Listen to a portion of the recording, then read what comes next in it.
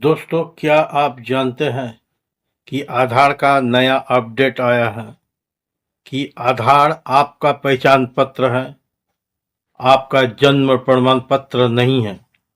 ये उत्तर प्रदेश सरकार ने तो लागू कर दिया, लेकिन पूरा भारत वर्ष में भी लागू हो जाएगा। ये बात सुप्रीम कोर्ट भी कहा है।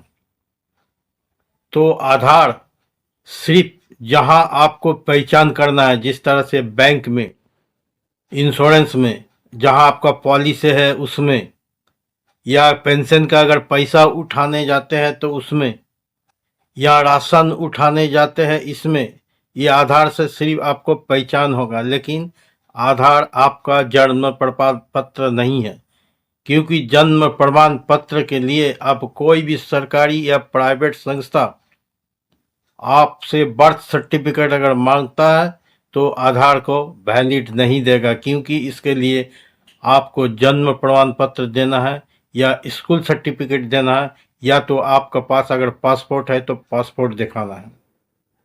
इससे कुछ लोगों को आगे चलकर नुकसान होने वाला है, जिसके कारण अगर आप आधार को डेट ऑफ बर्थ चेंज किए हैं, क्योंकि आधार में यह सिस्टम है कि कई लोग नौकरी पाने के लिए या कम उम्र दिखाने के लिए आधार में अपना जन्म तिथि या जन्म वर्ष बदल देते हैं। ये ऑप्शन आधार में दिया हुआ है, जिसके कारण कोई भी सरकारी संस्था या प्राइवेट संस्था इस आधार को जन्म प्रमाण पत्र के रूप में अब नहीं स्वीकार करेंगे।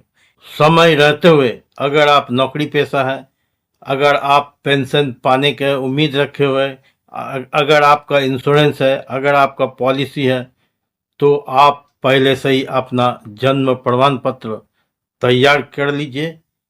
इसके लिए आपको बर्थ सर्टिफिकेट अगर हॉस्पिटल से मिला हुआ है तो वो दिखाइए, या तो आपको माता पिता को एफिडेविट दे के इस बर्थ सर्टिफिकेट को बनवाना है। अगर नहीं बनाए हैं तो बर्थ सर्टिफिकेट को बना के तैयार रखिए, जो नगर निगम से या पंचायत से या बीडीओ ऑफिस से बन जाता है।